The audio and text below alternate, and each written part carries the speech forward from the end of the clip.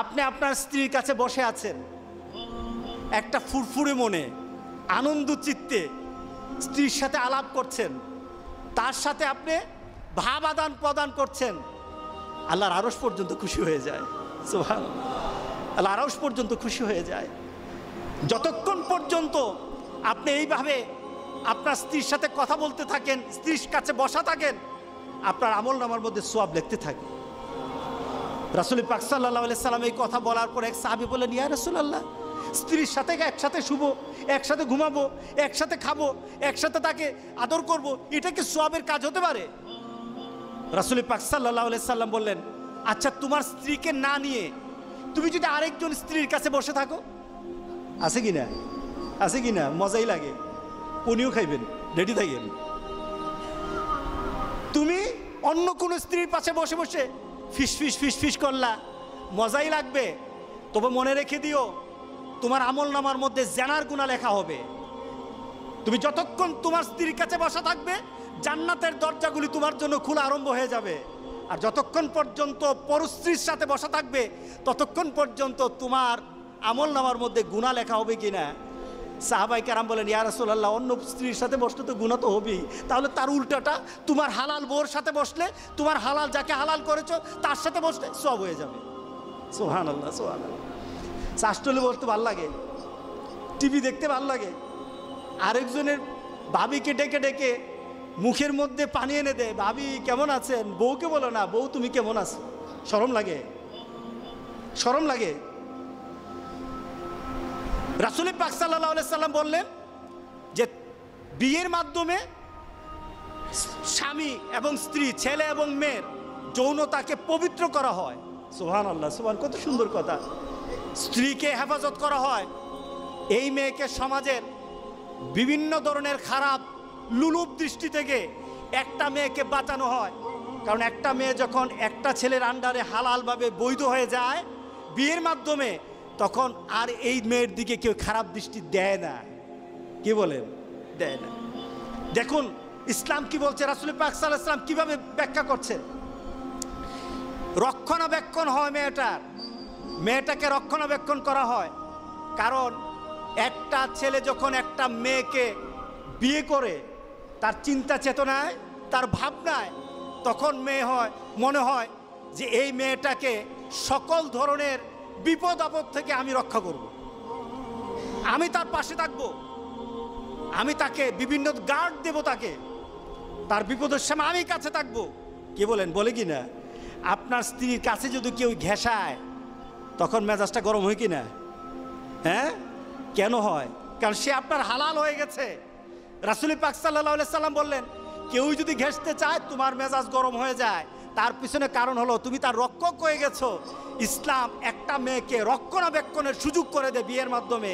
আর ওই মেয়ে যে স্টাইল করে বিয়ে করেছে, সন্তান প্রজননের গোটা পৃথিবী টিকে থাকবে যতক্ষণ পর্যন্ত আল্লাহ সুবহানাহু ওয়া তাআলা যে মানুষ সৃষ্টির পদ্ধতি বানিয়েছেন, পদ্ধতি সৃষ্টি করেছে, এটা চালু থাকবে ততদিন পর্যন্ত পৃথিবী সুন্দর হবে।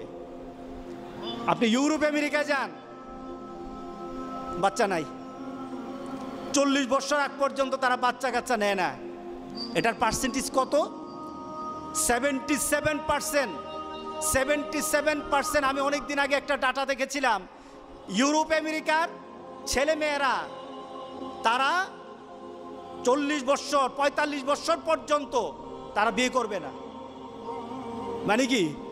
বিয়ে করলে তো বাধা হয়ে যায়। তাদের ধারণা হলো, এক মহিলা আমার ভাগ্নিকে পড়ায় একটা ইংলিশ, তা আমি ওই সময় ম্যানচেস্টারে ছিলাম। তো ওই মহিলা আমার বান্ধবীকে বলছে তার 100টা ফ্রেন্ড আছে, 100টা ফ্রেন্ড। তো আমার ভাগ্নি মনে করেছে যে তার ফ্রেন্ডগুলি সবগুলি মেয়ে হবে। সে বলছে আমার 100টার মধ্যে 99টা হলো বয়ফ্রেন্ড, একটা হলো গার্লফ্রেন্ড। 99টা কি ফ্রেন্ড? বয়ফ্রেন্ড, আর একটা হলো গার্লফ্রেন্ড। কারণ তাদের কথা হলো বিয়ে আর বাচ্চা নেওয়ার মাধ্যমে আমাদের জীবনের যে একটা চাহিদা আছে, চাহিদাটা নষ্ট হয়ে যাবে। চাহিদাটা পূরণ করতে পারবো না। সুতরাং 100 ফ্রেন্ড কোন দিন কার কাছে যাবে এটাও তার তালিকা নাই।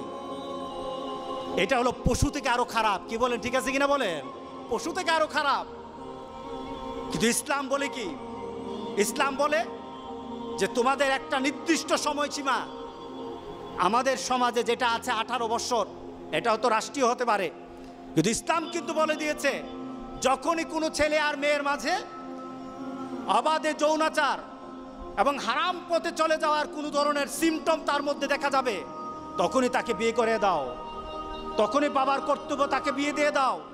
এটা আমার ইসলাম বলেছে, এটা আমার আল্লাহ বলেছেন, এটা আমার রাসূলের বলা। সুতরাং যতক্ষণ পর্যন্ত এই পদ্ধতি চালু না হবে জেনা ব্যভিচার কমবে না, বাড়তেই থাকবে, বাড়তেই থাকবে, লিভ টুগেদার বাড়তে থাকবে। রাসূল পাক সাল্লাল্লাহু আলাইহি সাল্লাম থেকে যে আমাদের বিয়ের মাধ্যমে কি হয়, আমাদের প্রজন্ম সৃষ্টি হয়। আমাদের সমাজে প্রজন্মের এই সমাজও আছে, ওই সমাজও আছে। মুসলমানরাও বলে যদি বিয়ের মাধ্যমে সন্তান জন্ম নেয়, এই সন্তানগুলি হলো আখিরাতের পুঁজি। কোথাকার পুঁজি? আখিরাতের পুঁজি। একটা সঠিক পদ্ধতিতে সন্তানকে যখন বড় করা হয়, এগুলি হয় যে আখিরাতের পুঁজি। আর বিয়ে ছাড়া যে সন্তানগুলি হয়, আমাদের সমাজে সন্তানগুলির একটা নাম দিয়েছে, নামটা কি? হারামজাদা।